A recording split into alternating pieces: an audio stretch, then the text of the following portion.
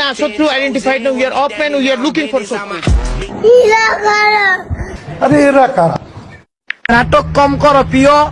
মানে জানি না। হ্যালো বন্ধুরা, কেমন আছেন সবাই? আশা করি অনেক ভালো আছেন। নতুন আরো একটি ভিডিওতে আপনাদের সবাইকে স্বাগতম। আজকের এই ভিডিওতে আপনাদেরকে দেখাবো জেনারেশন জেড এর ভাইরাল সব ডায়লগ। এছাড়াও আজকের এই ভিডিওতে দেখতে পারবেন জেনারেশন জেড এর মজার কিছু কর্মকাণ্ড।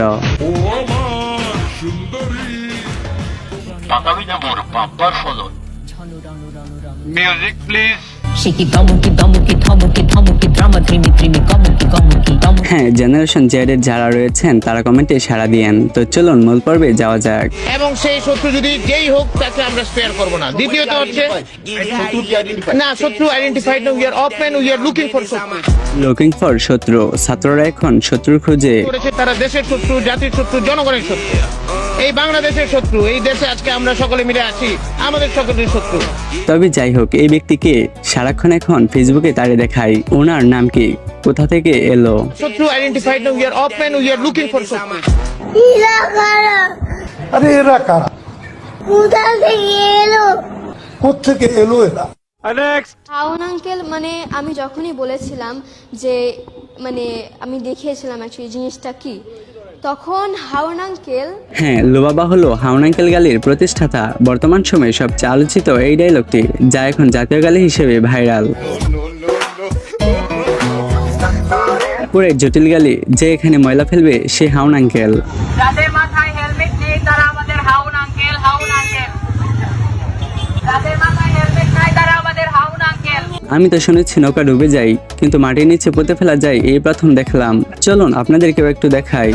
জিতলে নৌকা জিতবে জন বেদনা ভরা আমার এই জীবন। এই ছাত্র আন্দোলনে পুলিশকে ধুয়ে দিল ছাত্ররা। আপনারা আজকে ফোন চেক করবেন না, করেন, ফোন চেক করেন। আরেকদিকে আপাকে সান্ত্বনা দিচ্ছে তার কর্মীরা। সমাজ থেকে সব রকম সহযোগিতা করবেন। আবার এই নাম্বারটা আমার আপনি সেভ করে রাখেন। এই নাম্বারটা আমার জাহাঙ্গীর। আচ্ছা ঠিক আছে। ঠিক আছে, আপনি ঘাবড়াইয়েন না, আমরা আছি শক্ত। আমি শক্ত আছি না, আপনি ঘাবড়াই না, আমরা নরমই পড়ি। জয় বাংলা। আপাই পারো না এদেশে টিকতে, যাও একটু কল দিচ্ছে তোমার ঘরে চুপে চাপে। নেতা হওয়ার লাগে সেটা করলা ফেসবুকে পোস্ট। আবার আপনি আমি ভাবেন নাই, আমি আর এই ইতিমধ্যে সমস্ত ঘটনার পরে যে কত মানুষ মারা গেছে আমাদের মুরব্বী আপনার ভালো কথা বলছিল হুজুর, কেন যে ফেসবুকে পোস্ট করলেন? আপার সাথে কথা বইলা এখন তো খাইলেন পুরাই ধরা। আপনি ঘাবড়াইয়েন না, আমরা আছি শক্ত। আপনি ঘাবড়াই না, আমরা নরমই পড়ি। গ্রেফতার করা হয়েছে শেখ হাসিনার সাথে ফোনে কথা বলা সেই আওয়ামী লীগ নেতাকে। আর যদি কেউ করে অনৈতিক কাজ, লাগা মুরব্বীর মিম, নয়তো হবে না এদের দুষ্টু কাজ ফাঁস।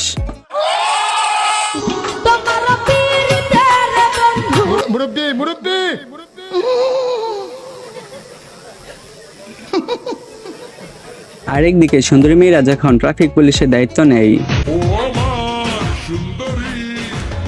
আব্বু কি সত্যি ট্রাফিক পুলিশের দায়িত্ব পালন করছে, নাকি ছবি তোলার জন্য ওইখানে গেছে? তবে আর যাই হোক, এমন ট্রাফিক পুলিশ থাকলে চালক 1 ঘন্টা দাঁড়িয়ে থাকতেও কোনো দ্বিধাবোধ করবে না। আরেক বেটা তো জামাই সেজে চলে গেছে ট্রাফিক পুলিশের কাজ করতে। এইসব দেখে সহ্য করতে পারে না টিকটকার জান্নাত। চলুন শুনে আসি তাদের উদ্দেশ্যে জান্নাত আপু কি বলেছে। তোমরা যারা ট্রাফিক পুলিশের কাজ করতেছো, মেয়েদেরকে দেখতেছি শাড়ি পরে চলে যাচ্ছ, ছেলেদেরকে দেখতেছি জামাই সেজে চলে যাচ্ছ, তোমাদের মনে হয় না যে তোমরা এগুলো করে স্টুডেন্টদের ক্রিয়েটিভিটিটা নষ্ট করতেছো? এখানে যাচ্ছ কাজ করার জন্য, এত সাজু গুজু করে মানুষের সিম্পাতি পাওয়ার তো কোনো দরকার নাই। তোমরা যাচ্ছ ঠিক আছে, তোমরা তো ভিডিও ডেফিনেটলি করবে, কাজ যেহেতু করতেছো ভিডিও তো করবে। তোমরা নর্মালি ভিডিও করে ভিডিও আপলোড করো, ভিডিও ডেফিনেটলি ভাইরাল হবে, কারণ এখন এই টাইপসের ভিডিও সবাইকে সাপোর্ট করতেছে।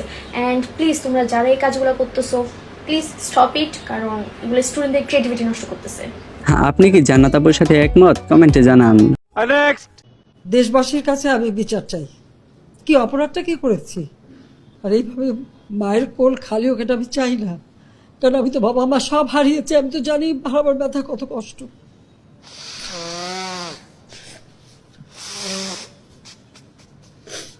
শেখ হাসিনার এই ডায়লগ দেখে আপনার চোখে কি পানি চলে আসছিল?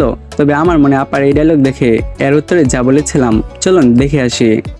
নাটক কম করো প্রিয়, তুমি যে অন্যজনের প্রেমে আসক্ত ওইটা তোমার ব্যবহারে বোঝা যায় প্রিয়। অন্যজনের প্রেমে মানে কার প্রেমে সেটা লিজেন্ডরাই জানে।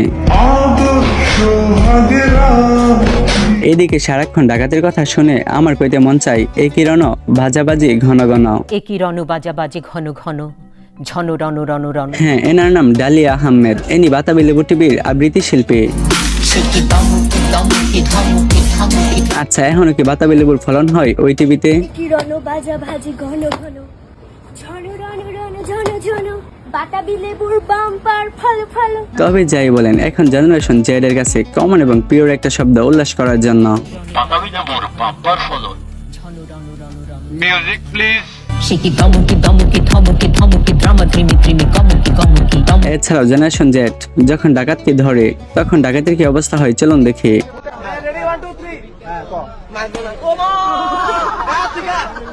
আমার সোনার বাংলা, আমি তোমায় ভালোবাসি।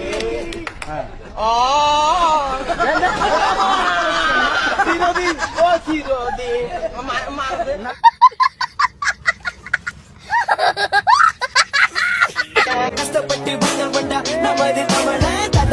এখন দেখবেন হারুন আঙ্কেল ওরফে আমাদের হাউন আঙ্কেলের গোপন কীর্তিকলাপ ফাঁস হওয়ার পরের অবস্থা। বেদনা ভরা আমার এই জীবন, আমি আর বেদা বেঁধে চাই না।